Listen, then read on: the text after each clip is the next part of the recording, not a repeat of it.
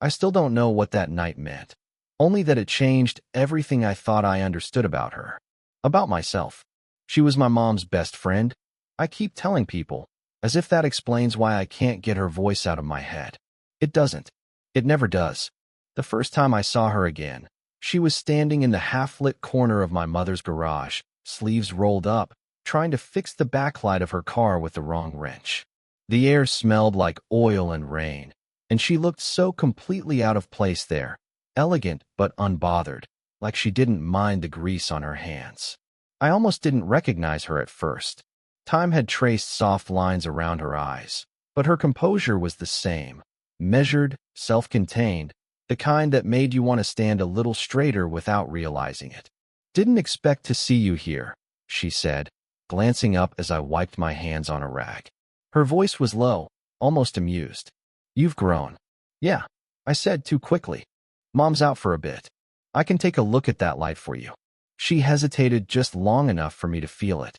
Then she smiled, small, grateful, a little unsure, and stepped aside. I crouched by the car, pretending to focus, though my thoughts tangled. Every sound felt amplified. The tick of cooling metal, the faint hum of rain outside, her breathing behind me. I hadn't seen her in nearly 6 years. Back then, she used to drop by with coffee and stories, the kind of woman who could walk into a quiet house and make it feel alive. She had a way of asking questions that made you feel seen, even when you didn't want to be. Now, standing this close, it felt different. Not wrong exactly, just heavier, like there was too much unsaid between us. "You work here full-time?" she asked after a moment.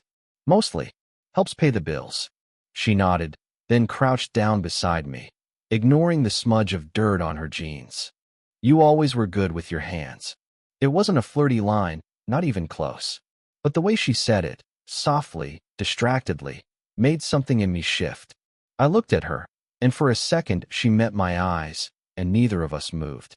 The silence stretched. Rain tapped harder against the roof. She looked away first. "There," I muttered, clearing my throat. It should work now. When I flipped the light, the beam cut through the dim garage, bright and sharp. She smiled at it like she'd forgotten what she was doing here in the first place. Then she touched my shoulder, barely, just her fingertips, to steady herself as she stood. I don't know why that moment stayed with me, but it did. Her hand was warm, steady, the kind of touch that carried weight without meaning to. "Thank you," she said. "You've changed a lot, you know.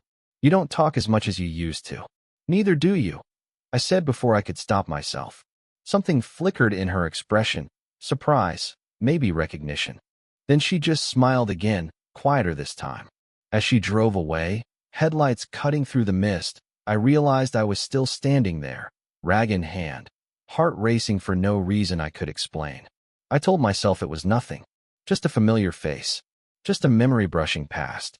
But that night, when I closed my eyes, I saw her again, standing in that half-lit garage, rain in her hair, saying my name like it still meant something.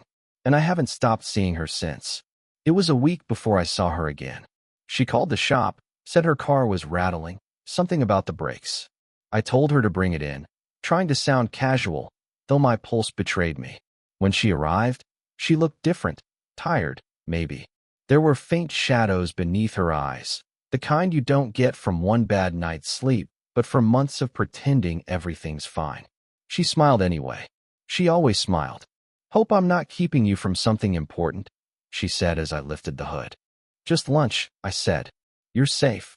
She laughed, a short, quiet sound that caught halfway through, as if she hadn't expected it. I noticed her hand resting on the car frame, how her knuckles looked paler than usual, how her nails were neatly kept but chipped at the edges. It made her seem more human than I remembered. I worked in silence for a while. She stayed close, leaning against the wall, arms crossed, eyes wandering, not at me, but somewhere far off. "You still see my mom much?" I asked, trying to fill the stillness. Her expression faltered. "Not as often as I should." "Busy?" She hesitated. "No, just life changes." Something about the way she said it made me look up. Her mouth curved like she was trying to smile again, but her eyes didn't follow. There was a moment there, a pause too long to ignore, and for once, I didn't know what to say. The shop's radio hummed low in the background, a song from years ago. She must have recognized it because her head tilted slightly, and a small, involuntary hum escaped her throat. I caught myself staring at the gentle rhythm of her fingers against her sleeve, at how she seemed to disappear into the music for a breath of peace. When the song ended, she sighed. Funny how some things sound exactly the same, even when everything else feels different. I wiped my hands and leaned against the workbench beside her. Maybe that's the point. Some things stay to remind us who we were. She looked at me then, properly. No polite mask, no distance. For the first time, I saw something unguarded flicker in her eyes. "Don't grow up too fast," she said softly. "The world doesn't give back what it takes." I wanted to ask what it had taken from her, but she turned away before I could. Outside, the sky had gone gray again. The light through the window landed on her face just so, catching the faint trace of sadness she didn't bother to hide anymore. She thanked me, reached out briefly. Her fingers brushed mine when she took the receipt. The touch was accidental, but neither of us pulled away right away. And just like before, the air shifted, something quiet, fragile, and real humming between us. When she finally left, I stood there watching the empty doorway, trying to shake off the feeling that she'd taken something with her. Or maybe left something behind. It started raining that evening, the kind of steady rain that makes everything sound softer than it should. She'd stopped by the shop again, not for the car this time, but to drop off an envelope my mom had forgotten at her place. She could have left it in the mailbox, but she didn't. The lights inside buzzed faintly. The air smelled of dust and warm metal. I was closing up, half surprised when I saw her standing in the doorway, umbrella dripping, coat damp at the edges. "Didn't mean to interrupt," she said, holding up the envelope. "Just thought it couldn't wait till tomorrow." Her hair clung slightly to her face, rain-dark and unguarded. I took the envelope, nodding, but my hand brushed hers in the exchange. That familiar, small static again, the kind you tell yourself you're imagining. "You could have texted," I said quietly. She smiled. "I did." "You didn't answer." I blinked. My phone was still on silent, lying face down on the counter. "Right. Sorry." Something shifted in her expression, not annoyance, not amusement. Just something unreadable. She looked around the shop, then at me. "It's strange, being here at night. Feels different without all the noise. Quieter," I said. "Like it remembers things." She laughed once, a small breath of sound that didn't last. "You always say things like that. Your mom used to say you thought too much." "Maybe," I said. "You always listened too closely." Her eyes lifted at that, and for a moment, neither of us looked away. The rain outside filled the silence, that soft, rhythmic curtain between us and the rest of the world. I don't know what came over me. Maybe it was the weather. Maybe it was the way she seemed so tired, standing there with her coat still on, pretending not to be. I offered her a towel. She hesitated, then accepted it, drying her hands absently. "You okay?" I asked. She paused mid-motion. "You shouldn't ask that," she said quietly. "Why not?" "Because I might answer." I didn't move. She didn't either. The sound of the rain filled the space between us, and I swear the air itself held its breath. Then her phone rang. Loud, sharp, slicing through the moment. She flinched, looked down, and I caught a glimpse of the name on the screen before she turned it away. Her voice was steady when she spoke. "I should go." "Yeah," I said, though it came out like a question. She placed the towel on the counter, careful, deliberate. For a second, her fingers brushed mine again, then lingered. Not long enough to mean something, but too long to mean nothing. Her eyes lifted, and there it was, the same unspoken thing that had followed us since that first day in the garage. "I'll see you soon," she said, but the way she said it, it sounded like a promise she wasn't sure she should make. And as the door shut behind her, I realized I was still holding my breath, still standing in the middle of that empty shop, waiting for something neither of us was brave enough to name. I hadn't planned on seeing her that night. She stopped by the shop after hours again, this time without an excuse. No envelope, no car trouble, just her. The storm outside had passed, but the air still hummed with leftover electricity. "I was driving by," she said, voice barely above a whisper. The lights were on. I should have told her I was just finishing up, that she could come back tomorrow. Instead, I nodded and stepped aside. She didn't move much, just stood near the counter, tracing her fingers over a stack of receipts like she needed something to do with her hands. Her coat was open, her hair still damp from the mist. For a long time, neither of us said anything. The shop's clock ticked too loudly. Finally, she spoke. "Your mother called me today." "Oh." "She said you've been working too hard, that you don't go out much." I tried to laugh, but it caught somewhere in my throat. "Guess she's worried I'll turn into her mechanic son forever." Her smile was faint. "You remind me of her sometimes. The way you fill silences with small jokes. And you remind me of how she used to be," I said before I could stop myself. That landed between us like something fragile cracking. She looked up, eyes searching mine. There was no accusation there, just something weary. "You shouldn't say things like that." "Why not?" "Because it makes this harder." "What is this?" The question came out sharper than I meant it to. "You come here at night. You look at me like you want to say something, then you don't. I keep pretending I don't notice." Her lips parted, but no words came out. I stepped closer without realizing it, until I could see the tiny tremor in her jaw, the faint streak of light in her eyes from the flickering bulb above. She exhaled slow. "You're too young to understand the kind of mess I am." That's not an answer. It's the only one I have. Silence again, but this one was different. Heavy, alive. She looked at me like she wanted to run and stay at the same time. Then, very softly, "You make me remember things I shouldn't." Her voice broke on the last word, just enough for me to hear the truth she'd been trying to hide for weeks. I didn't touch her. I didn't move. We just stood there, the space between us charged and unbearable, until the lights flickered and the world felt too small for both of us. Finally, she turned away. "We can't keep doing this," she said. "Doing what?" "This," she gestured vaguely, helplessly. "Whatever this is. It isn't supposed to happen." I swallowed, but my voice barely made it out. "Then why does it feel like it already has?" She closed her eyes for a long moment, the kind of silence that ends something you never got to start. When she opened them again, there was nothing left to say. Only her final line, whispered so quietly I almost missed it. "Because wanting something doesn't make it right." I didn't see her for days after that night. The shop felt emptier, though nothing had changed. Same oil stains on the floor, same half-broken radio humming through the quiet. Every time the door opened, I half expected her to walk in. She didn't. Then one morning, my mom left a small box on the counter. "She asked me to drop this off," she said casually. "Said it belonged to your dad. Guess she found it while cleaning." My dad. He'd been gone a long time. The mention alone pulled the air out of my chest. When I opened the box later, I found a stack of old photographs, some faded, others curled at the edges. One caught me off guard. My dad at a picnic table, grinning, sun in his eyes.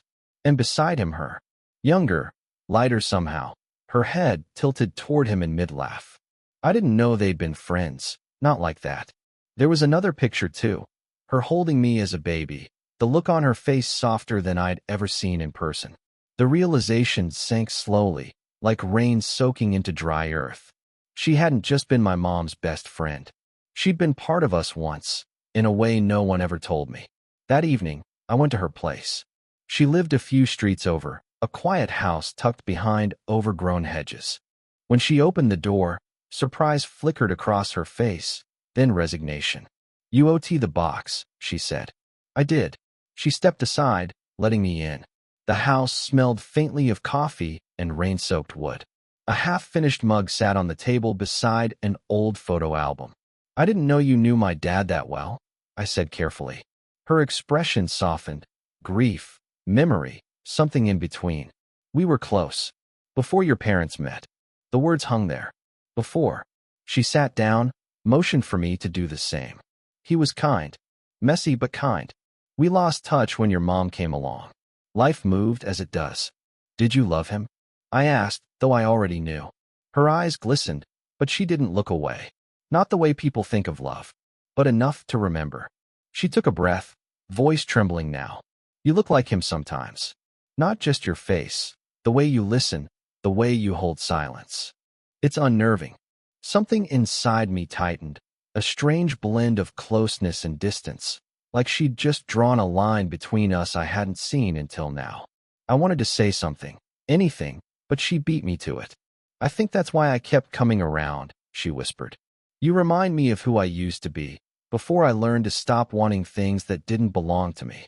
Her words landed softly, but the ground beneath them shifted. I nodded, because I couldn't trust my voice. She smiled faintly, that quiet, bittersweet kind of smile that hurts more than tears. And as I left her house, the rain started again, slow, patient, familiar. For the first time, I realized the ache between us wasn't just about what almost happened. It was about all the things that had already been lost long before we met. Weeks passed before we saw each other again.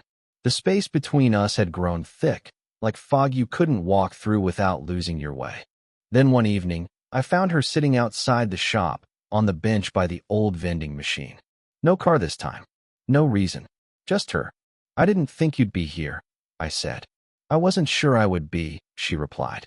Her voice was softer than I remembered, steady, but with that faint rasp that comes from holding back too many words. The light above the door buzzed faintly, throwing pale yellow over both of us. For a while, we didn't speak. I sat beside her. The smell of rain still clung to her coat. Finally, she said, I shouldn't have given you that box. Why not? Because it blurred things that were already too blurry. I shook my head. It didn't blur them. It made them real. She smiled faintly, not amused, not sad, just tired in a way that felt honest. You always want to make sense of things. And you never let anything be simple. We both laughed, the first real laugh in weeks. It died quickly, but it was enough to remind me why I couldn't stay away. The wind picked up. Somewhere in the distance, thunder rolled, low and steady. She pulled her coat tighter and stared at the cracked pavement. I keep trying to convince myself this was nothing, she said quietly. That it's just a passing closeness, a coincidence of timing. And then I see you, and I forget all the reasons I gave myself. Her hand rested on her knee. I watched her fingers tighten, then loosen, a small, tremor-filled gesture that said everything words couldn't. I didn't reach for her. I just sat there, breathing the same heavy air, letting the silence stretch until it wasn't uncomfortable anymore. Finally, I said, we don't have to name it. She turned toward me, eyes wet, not from tears but from everything she refused to cry over. If we don't name it, maybe it won't end. Her words landed somewhere deep. I could have told her she was wrong, that nothing this real could stay unspoken forever, but I didn't. Instead, I reached out, resting my hand beside hers on the bench. Not touching, just near. She noticed. I saw her eyes flick down, the faintest movement of breath before she closed the distance herself, her fingers finding mine, quiet and deliberate. It wasn't a confession. It wasn't a beginning. It was the stillness after a long storm. Two people finally stopping the fight against what was already there. We stayed that way.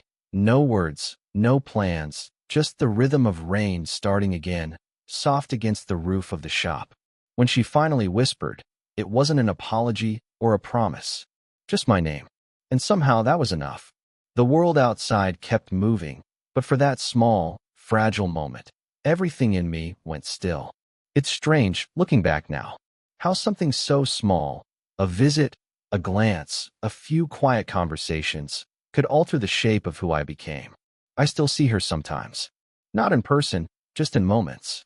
When it rains, when the garage hums in that same low rhythm, when someone says my name in that half-soft, half-knowing way she used to. We never spoke about what happened after that night on the bench. We didn't need to. There was a kind of peace in letting it stay unspoken, as if words would have only diluted what it meant. A week later, she moved away. Not far, but far enough to make accidental visits impossible. My mom said she needed a change. New air, new people. I didn't argue. Maybe she was right. But the thing is, some people don't leave completely. They stay in the pauses you take before speaking. In the things you learn to notice. How someone hides their tiredness. How they fold a memory into a gesture. She taught me that love isn't always about claiming someone. Sometimes it's about seeing them clearly, even when it hurts to. Back then, I thought wanting someone meant you had to have them. That love was proven by what you said or what you did. Now I know better. Sometimes love just means being the person who remembers. The shop's different now, quieter. I took over from my mom last year. I still use the same old tools, the same wobbly stool, the same radio that never quite tunes right. Every once in a while, someone drops by and asks if I'm the son of that nice woman who used to fix lights for free. I always smile. Yeah, I tell them. That was us. And I think about her. About the woman who carried more silence than anyone I've ever met. Who taught me that sometimes silence says more than touch ever could. I used to replay everything in my head, wondering if we should have done something differently. But the truth is, I wouldn't change a thing. Because what we had wasn't unfinished, it was exactly what it needed to be.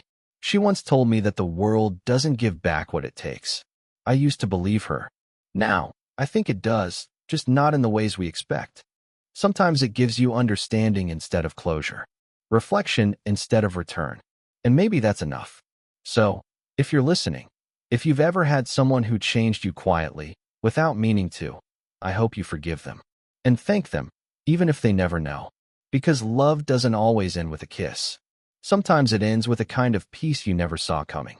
If this story made you feel something, let me know in the comments. Would you want more stories like this?